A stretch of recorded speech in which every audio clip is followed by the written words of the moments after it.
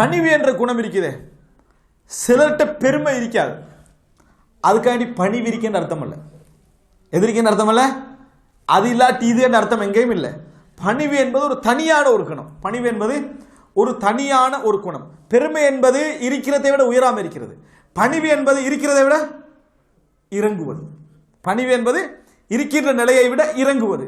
இந்த பணிவு என்ற பண்பு ஒரு மனிதன்கிட்ட இருந்தால் அவன் இறை திருப்தி என்ற பண்புக்கு மிகவும் நெருக்கமாக என்ன செய்வான், இருப்பான். இறை திருப்தி என்ற பண்புக்கு மிகவும் நெருக்கமாக இருப்பான். அதாவது இதை ரசூலுல்லாஹி ஸல்லல்லாஹு அலைஹி வஸல்லம் அவர்கள் அதாவது நிதானம் என்ற அந்த ரிஃப்க் என்ற ஒரு பண்பை ரசூல் ஸல்லல்லாஹு அலைஹி வஸல்லம் சொல்லி காட்டுகிறார்கள். எப்படி சொல்றாங்கன்னா, ஜரீர் ரலியல்லாஹு அன்ஹு அறிவிக்கிறாங்க, சஹீஹ் முஸ்லிம்ல 6763வது இலக்கம், மை யுஹ்ரமிர் ரிஃப்க யுஹ்ரமில் கைர். யாருக்கு நளினம் என்ற குணம் கிடைக்கவில்லையோ அவருக்கு எல்லா கயிறும் போச்சுனா, அவருக்கு எல்லா கயிறும் போனது, முடிஞ்சது, எல்லாம் அவருக்கு என்ன செஞ்சிடும், தடுக்கப்பட்டு விடும் என்று ரசூலுல்லாஹி ஸல்லல்லாஹு அலைஹி வஸல்லம் அவர்கள் சொன்னார்கள். அதே போல ரசூலுல்லாஹி ஸல்லல்லாஹு அலைஹி வஸல்லம் அவர்கள் சொன்னாங்க, ஆயிஷா ரலியல்லாஹு பார்த்து, யா ஆயிஷா இன்னல்லாஹ ரஃபீகுன் யுஹிப்புர் ரிஃப்க வ யுஅதி அலா ரிஃப்கி மா லா யுஅதி அலல் உன்ஃபி வ மா லா யுஅதி அலா மா சிவாஹு. அல்லாஹ் தஆலாவுடைய பெயர்கள் உண்டு ரஃபீக், அப்படின்னா என்ன, மென்மையானவன். யுஹிப்புர் ரிஃப்க், அந்த மென்மை தன்மை அல்லாஹ் என்ன செய்கிறான், விரும்புகிறான். வ யுஅதி அலல் ரிஃப்க், ஒரு மனிதன் அந்த பண்பு இருந்தால் அதுக்கு அல்லாஹ் கொடுக்கிறத போல வேற எதுக்கு அல்லாஹ் என்ன செய்ய மாட்டான், கொடுக்க மாட்டான். அது இல்லாத எல்லா பண்புகளை விட ரிஃப்க் இருக்க மனிதனுக்கு அல்லாஹ் தஆலா என்ன செய்வான், கொடுப்பான். ரிஃப்கனா என்ன, கொள்கையை விட்டு கொடுக்குறேன்னு நினைச்சிடக்கூடாது. மென்மையான தன்மை, அப்பா இஸ்லாத்தை விட்டு என்ன செஞ்சுருவோம், வெளியே போற, அதல்ல. அல்லாஹ்வுடைய விஷயத்தில் இருக்கிறது அப்படியே தான், அதில் எந்த மாற்றம் கூட்டல் குறைத்து என்ன செய்யக்கூடாது, இருக்கக்கூடாது. எந்த விஷயம் என்று வார நேரத்தில் நிறைய என்ன செய்யறது, அந்த ஹக்கை விட்டு கொடுக்கக்கூடிய அந்த நிதானம் என்ற தன்மை அப்படி என்று செய்வது என்ன செய்கிறாங்க, ரசூலுல்லாஹி ஸல்லல்லாஹு அலைஹி வஸல்லம் அவர்கள் சொல்லி காட்டுகிறாங்க. அன்புள்ள சகோதரர்களே, இந்த அதாவது மென்மை என்ற தன்மையை ரசூலுல்லாஹி ஸல்லல்லாஹு அலைஹி வஸல்லம் அவர்கள் ஒரு இடத்துல அழகான முறையில் சொல்லி காட்டுகிறாங்க. என்னன்னு சொன்னால், ரசூலுல்லாஹி ஸல்லல்லாஹு அலைஹி வஸல்லம் அவர்களுக்கு அதாவது ஒரு முறை சஹீஹுல் புகாரில் வார செய்தி 6136 முக்கியமான ஒரு அடிப்படையை சொல்லக்கூடிய செய்தி. ரசூலுல்லாஹ்களுக்கு ஒரு ஒட்டகம் வச்சாட பேர் என்ன, ஒட்டகம் அல் கஸ்வா அல் அதுபா, விளங்கிட்டா, அப்படி ஒரு ஒட்டகம் என்ன செஞ்சது, இருந்தது. இந்த ஒட்டகம் அதாவது ரசூலுல்லாஹி ஸல்லல்லாஹு அலைஹி வஸல்லம் அவர்கள் வேகமாக ஓடக்கூடிய ஒரு ஒட்டகம். அவர் கிராமப்புற வாசி ஆறாரு, ஒரு பது ஒருத்தர் வரார், வந்து சொல்றாரு, ஓட்ட போட்டி வெப்பமானு கேட்குறாங்க. ஓட்ட போட்டி வெப்பமானு கேட்குறாங்க. நல்லா கவனிச்சுக்கிறோம், இந்த மாதிரி இடங்கள் தான் நம்ம தேவையில்லாம நமது உள்ளத்தை சோதிக்கக்கூடிய இடங்கள். நல்லா இருந்துட்டு தேவையில்லாம ஒருத்தர் வந்து ஏதாவது என்ன செய்வார், போடுவார், அந்த இடத்துல நம்ம சோதிக்கப்பட்டுரும். ரெண்டு பேர் பிரிஞ்சு அமைதியாக உட்கார்ந்துட்டு இருப்பாங்க. ஒருத்தர் வருவார், என்ன பிரிவு காரணம், முடிச்சு. அதோட இவர் உள்ளத்தில் ஆத்திரத்தில் தானே இருப்பார். அப்போ அவரை நம்ம வந்து பண்படுத்த பார்க்கணும். அவரை பண்படுத்தாமல் அவரை தூண்டி விட்டுட்டு பார்த்தீங்களா அவர் பேசுறது அப்படின்னு அப்படி தான் பேசுவார். நீ செஞ்ச வேலை என்னது, அப்படி அவரை நிதானப்படுத்துகின்ற வேலை செய்யாமல் என்ன செய்யறது, தூண்டி விடுற வேலைகளை நடத்த. அப்படி நம்ம சமுதாயத்தில் நடக்குதா இல்லையா? அதுக்கு பிறகு அவன் சொன்னால் நான் சும்மா இருக்கிறான், இவர் என்ன செய்யறது, சொல்ல ஆரம்பிக்கிறது. ஆனால் பார்த்தா ரெண்டு பேரும் காரணம் இல்லை, நடுவில் உட்கார்ந்தவன் தான் என்னது காரணமாக இருப்பாங்க. நடக்குதா இல்லையா? இதே மாதிரி ரசூலுல்லாஹ்கிட்ட வந்து என்ன செய்கிறாங்கன்னு சொன்னால், போட்டி போடலாமான்னு கேட்குறாங்க. ரசூலுல்லாஹ்களை போட்டி வைக்கிறாங்க. ரசூலுல்லாஹோட ஒட்டகம் தோத்துட்டு, தோல்வி. எங்கிருந்தோ வந்த ஒரு ஒட்டகம் என்ன செஞ்சுட்டு வெற்றி பெற்று விட்டது. நம்ம அரசியல் கட்சிகளை நடந்துன்னு வைங்களேன், அந்த ஒட்டகம் மேய்க்குமா, அந்த கிராமப்புறவாசியை நிற்பானா, அவ்வளோதான். அவனும் முடிஞ்சுது, அவனோட ஒட்டகம் என்ன செஞ்சது, போச்சு. அதான் நடக்கும். ஏன்னா அவன் வெற்றி பெற்றது அவனோட ஒட்டகமே. இப்போ ரசூலுல்லாஹி ஸல்லல்லாஹு அலைஹி வஸல்லம் இப்படி நடந்தோடனே அது முஸ்லீம்களுக்கு வந்து பெரிய பாரமாகிட்டு. என்ன செய்து, முஸ்லீம்களுக்கு பெரிய பாரமாகிட்டு. ஃபஸ்தத்ததாலிக அலல் முஸ்லிமீன், ரசூலுல்லாஹோட ஒட்டகம் தோத்துட்டேன்னு பெரிய பாரமாகிட்டு. ரசூலுல்லாஹி ஸல்லல்லாஹு அலைஹி வஸல்லம் சொன்னார்கள், இன்ன ஹக்கன் அலல்லாஹி அல்லா யர்ஃபஅ ஷைஅம் மினத் துன்யா இல்லா வதஅஹு. இந்த உலகத்தில் அல்லாஹு தஆலா எதுக்கு உயர்வு கொடுத்திருந்தாலும் ஒரு முறை தாழ்த்தி விடுவது அல்லாஹ்வுடைய கடமை என்று சொன்னாங்க. எப்படி, எவ்வளவு உயர்வை அல்லாஹு தஆலா யாருக்கு கொடுத்திருந்தாலும் ஒரு முறை கீழே கொண்டு போய் நீ ஜீரோ அப்படி என்று காட்டுறது அல்லாஹ்வுடைய கடமைகளில் ஒன்று என்று சொல்லி ரசூலுல்லாஹி ஸல்லல்லாஹு அலைஹி வஸல்லம் சொல்றாங்க. அப்போ உயர்ற நேரத்தில் என்ன புரிஞ்சுக்கணும், கிட்டத்தில் நம்ம உழப்போகிறோம் அப்படின்னு தெரிஞ்சுக்கிட்டே தான் வளரணும். யா அல்லாஹ் என்னை பாதுகாத்துடன் தான் வளரணும். ஆனால் சில பாட்டி உயர்ற நேரத்தில் நம்ம விட்டா என்னது, ஆள் இல்லை என்ற அடிப்படையில் தான் உயர்றது, அப்படியா இல்லையா?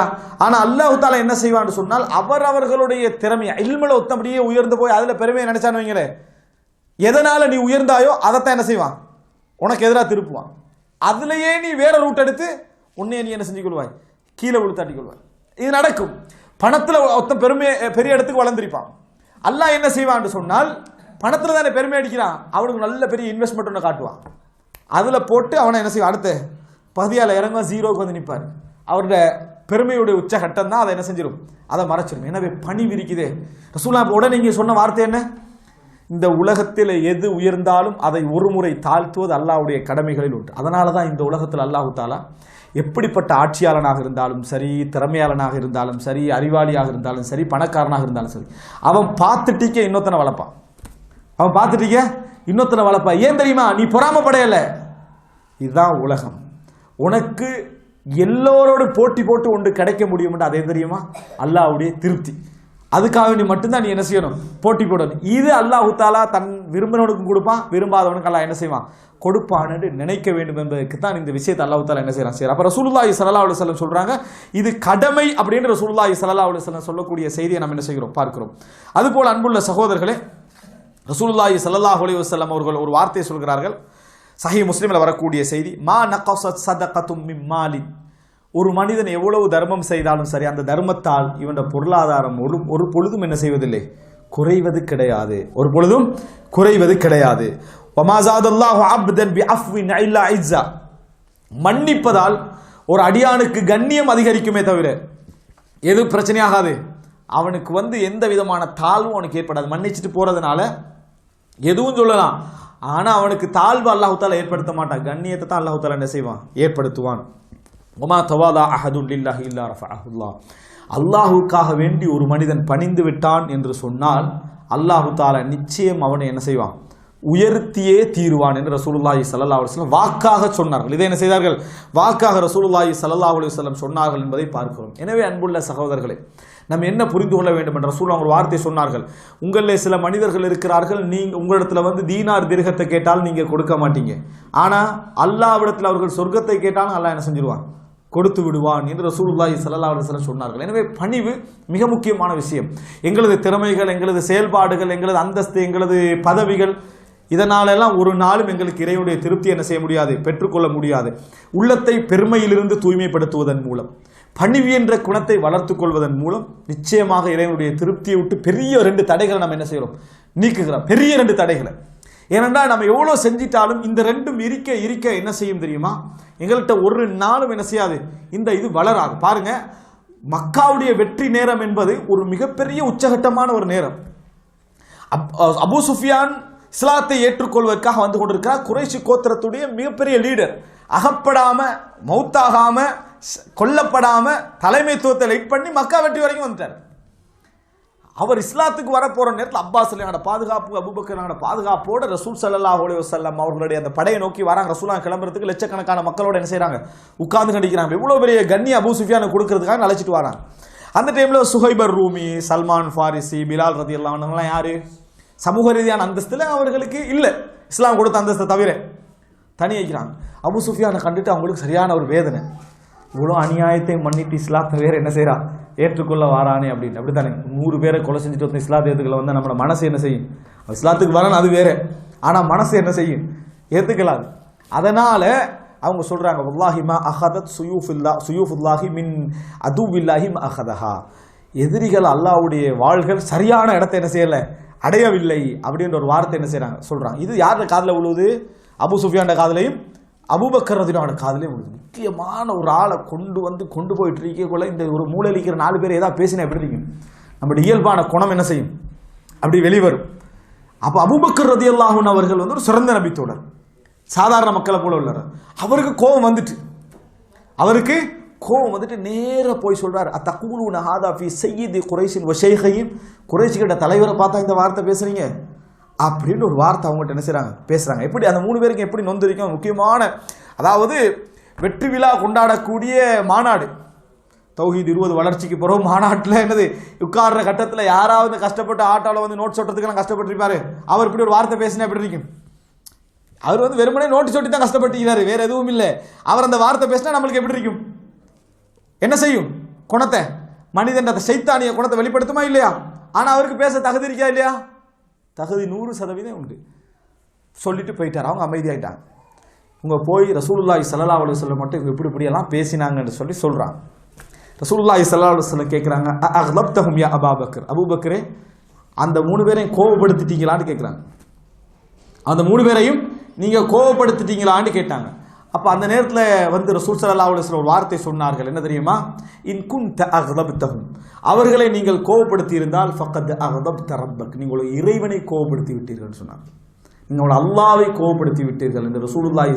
அபூ சுஃபியானை பார்க்கல, இவங்க கூட்டிட்டு வந்த அந்த மரியாதை என்னது கண்ணியமான பயணத்தை ரசூலுல்லாஹ் பார்க்கல. அந்த 3 பேரும் முஸ்லிம்கள், இந்த இஸ்லாத்துக்காக பாடுபட்டவர்கள், அத்திவாரத்தில் உள்ளவர்கள்.